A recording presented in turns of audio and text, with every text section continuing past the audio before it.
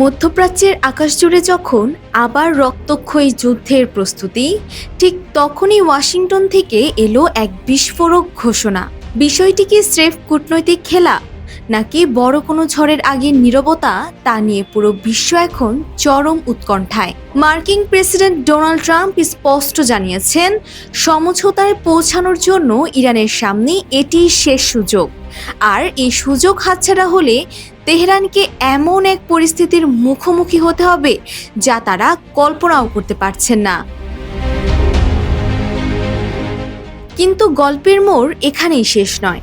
White হাউসে Trump দাবি করেছেন, সৌদি আরব, সংযুক্ত আরব আমিরাত ও কাতারের অনুরোধে তিনি আলোচনা চালিয়ে যেতে রাজি হয়েছেন।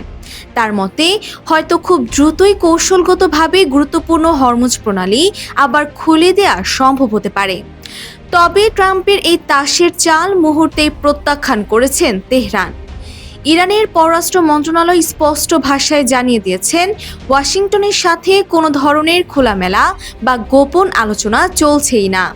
এভাবেই কোটি কোটি মানুষের ঘরে দেশ জুড়ে ফ্রিজ একটাই, ওয়ালটন। তাহলে পর্দার আড়ালে আসলে কি ঘটছে? ট্রাম্প যখন চুক্তির কাঠামো প্রায় প্রস্তুত বলে দাবি করছেন, তখন ইরান বলছে অন্য কথা। তেহরানের সাফ কথা, হরমুজ প্রণালীর নিরাপদ চলাচল নিয়ে তাদের কথা হচ্ছে কেবল ওমানের সাথে, যুক্তরাষ্ট্রের সাথে নয়। এরই মধ্যে সাগরের উত্তাপ বাড়িয়ে ওমান উপকূলে এক পণ্যবাহী জাহাজে অজ্ঞাত উৎস থেকে ক্ষেপণাস্ত্র হামলার খবর পাওয়া গেছে।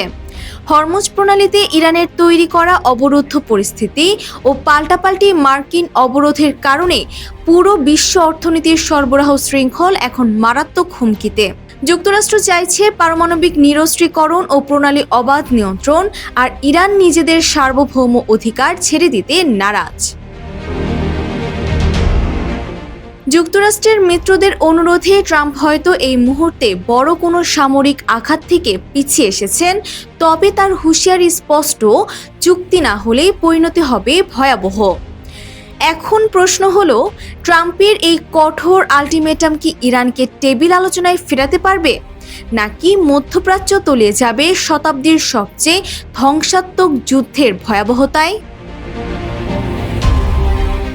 Desk report, Bangladesh bulletin.